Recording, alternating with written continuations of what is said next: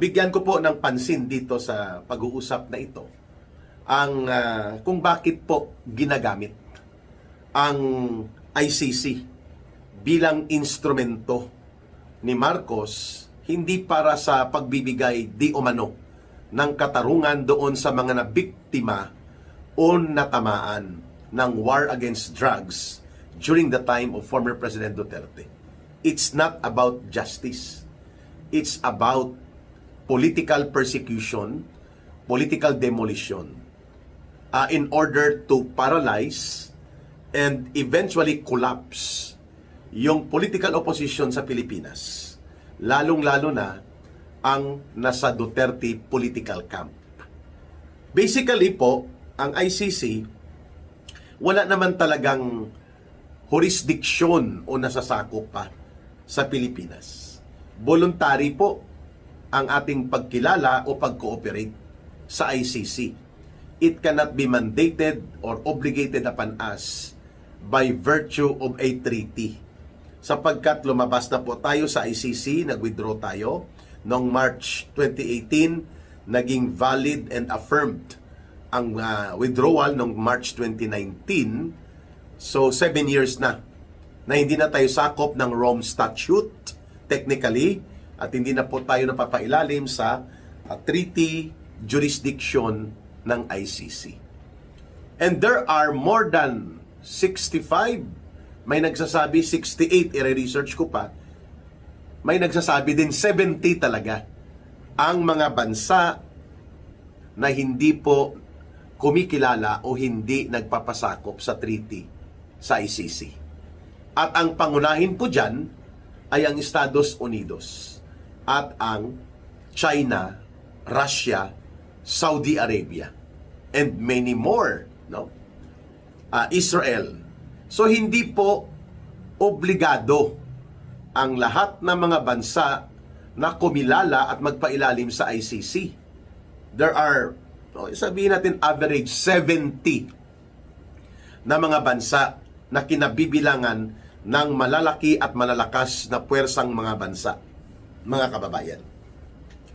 So tayo, dahil wala na tayong treaty obligation sa ICC at wala na ring treaty jurisdiction authority ang ICC sa atin, ang natitirang relasyon natin sa ICC is voluntary and cooperation. Pwede na hindi natin samahan o pakisamahan ang ICC. Wala naman pong mawawala sa atin. Pwede rin po na limited ang ating interaksyon sa kanila.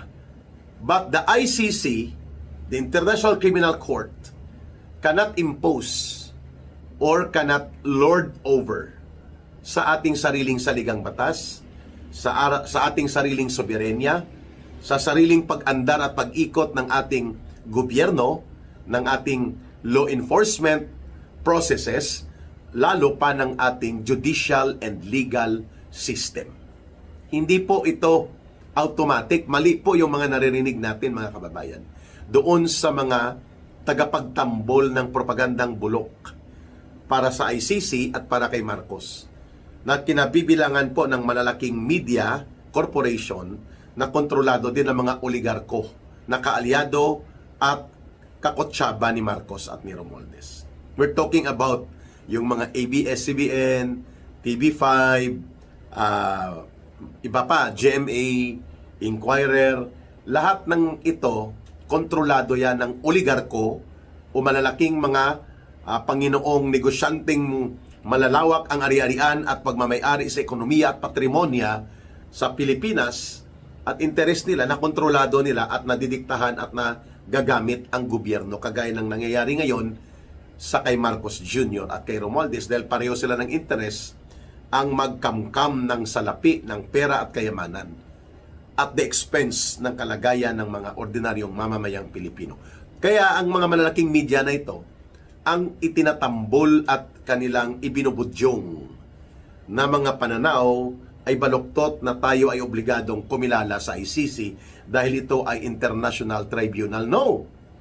There are around 70 nations or countries in the world which are not recognizing the ICC and are not even giving importance or value to the ICC in as far as their own operations of their government are concerned.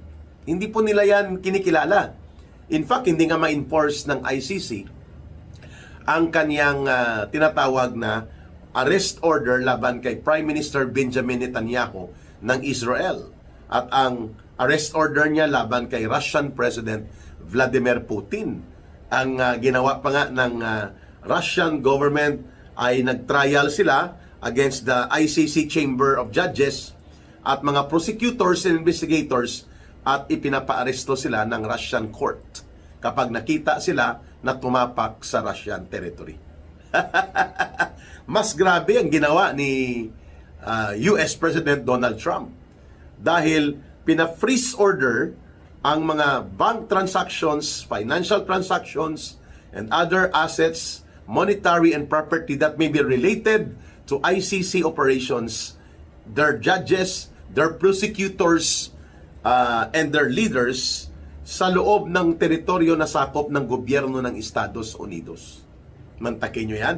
And they cannot travel in any na grupo, in any na teritoryo na nasasakupan ng otoridad ng gobyerno ng Estados Unidos. They will be deported. They are banned. At ngayon, nangangampanya nga si US President Donald Trump na dapat ang ICC ay mapigilan ang mga abuso, pangingialam sa mga pangloob na mga proseso at kapangyarihan at otoridad ng mga soberenyang bansa. At may pagkakaisa po sila dyan. Ang Estados Unidos, ang Russia, ang China, na dapat i-clip, no? Supilin, hindi pa naman nila pinapanawagan na bubuwagin ang ICC. Kundi ito ay dapat hindi payagan na manghimasok at magamit ito ng mga gobyerno na nais mangialam sa pangloob na mga otoridad at mga functions ng gobyerno na hindi nagpapasakop sa ICC. Kagaya ng ginagawa ng ICC ngayon sa Pilipinas. At noon pa ginagawa na ito ng ICC sa maraming mga bansa at mga lider ng bansa sa kontinente ng Africa. Ayan.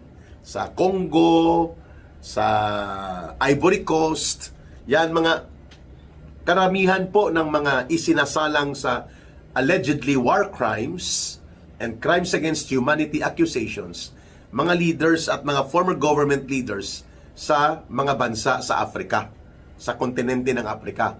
Pero, at ito ay first time na sa Asian region, sa Asia, sa Pilipinas, ay nahawakan na custody ng ICC ang isang Filipino president. At ngayon, kauna-unahang Asian leader, si former President Rodrigo Duterte, na nasasakop ngayon sa ICC. Which brings us to the issue sa ating mga susunod na episode kung bakit po ngayon ay mayroong expose.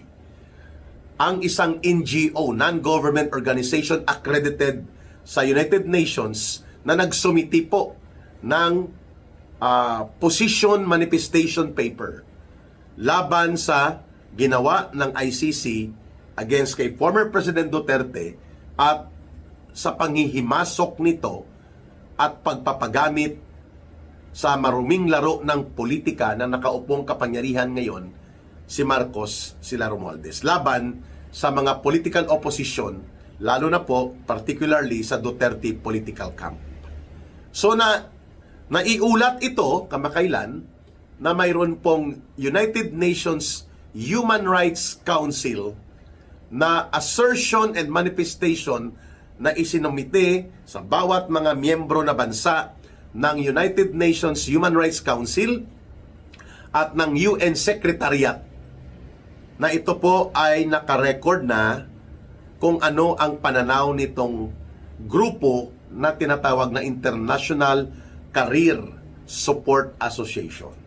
Ang pagkakaalam ko po initially, ito ay pinamumunuan ng isang Japanese international human rights advocate na nagsalita din po doon sa United Nations Forum sa kanyang pagtutol sa ginagawa ng ICC na conspiracy o pakikipagsabwatan sa mga gobyerno na ginagamit ang ICC as a political weapon for political persecution laban sa mga political opposition and People's Democratic Movement na nagko-question sa mga abuso ng kapangyarihan sa gobyerno kagaya ng ginagawa ng ICC ngayon na pakikipagsabwatan sa gobyerno nila Marcos at Romualdez.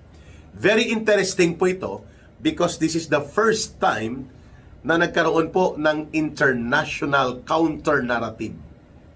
Ibig sabihin po na ilahad ang kabilang bahagi ng impormasyon kung ano talaga ang mga nangyari at tamang pananaw sa naganap na panghihimasok sa pagpapadukot or extrajudicial, extraordinary rendition na nangyari laban kay former Philippine President Rodrigo Duterte na ang nag-facilitate at nagbigay ng resources and state support upang gawin po yung extrajudicial na pangingidnap o pagpapadukot laban sa isang former government leader or state leader in the persona of former President Duterte. Walang iba na nakipagtaksilan at nakipagtraidoran kasama ang ICC kundi gobyerno mismo sa Pilipinas.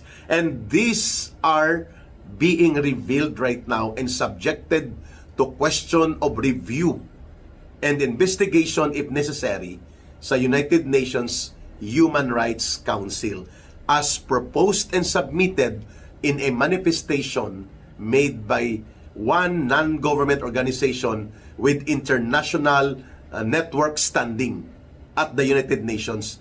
Ito pong International Career Support Association na pinamumunuan ni human rights advocate crusader na Japanese national na si Fujiki-san. Fujiko-san. No. I'm not sure kung Fujiki-san or Fujiko-san. Okay, I'll double check. Pero this is a welcome development that a new narrative on the situation of former President Duterte is now being brought out in the open, lalo na ang pangingidnap, pagdukot, pangingialam, panghihimasok, at maruming political conspiracy and manipulation being executed by the Marcos government and in conspiracy with the ICC. Timing na timing po ito, no? Dahil I think this week will start na ang forum for the United Nations Human Rights Council. And ang nangyari po na ginawa na pakikipagsabwatan ng ICC with the Marcos government to execute an extraordinary rendition and extrajudicial rendition equivalent to kidnapping or cross-border kidnapping against the former Philippine President will now come into open. Ano po ang mga check into the powers and authority ng ICC kapag ito ay ginamit sa maruming laro ng politika? Saan tatakbo po ang mga mamamayan ng isang malaya at soberenyang bansa kung ganito po ang kalakaran sa kasindikatuhan at uri po ng kalakarang ginagamit sa maruming pamumulitika ng mga gobyernong bulok at kurakot kagaya sa Pilipinas na ginawa nila Marcos at Romualdez? Naging instrumento ang ICC for political operations and persecution at sinasakyan pa ng mga kalaban ng Estado like the CPP, NPA, NDF, their urban operatives and their infiltrators as well as their network sa international. Sinasakyan nila itong ICC at ang gobyernong nakikipagkontsabahan sa pagtataksil sa soberenya at mga batas, lalo na ang saligang batas ng Pilipinas. Thank you so much for the group International Career Support Association na sana po ay mabigyan ito ng kaliwanagan at mapapatigil na ang ginawang kalapastanganan at kaabusuhan ng ICC at nila Marcos at nila Romualdez laban kay former President Duterte. And on the ground of the prevalence, pangingibabaw dapat ng United Nations Universal Declaration on Human Rights at ang International Convention for the Protection of Civil and Political Rights, ay mabibigyan po ng interim release or humanitarian and human rights relief si Pangulong Duterte na mapapalaya po siya sa ICC upon recommendation to be executed by the United Nations Human Rights Council to be presented to the UN General Assembly through the UN Secretary General. Maraming salamat for this initiative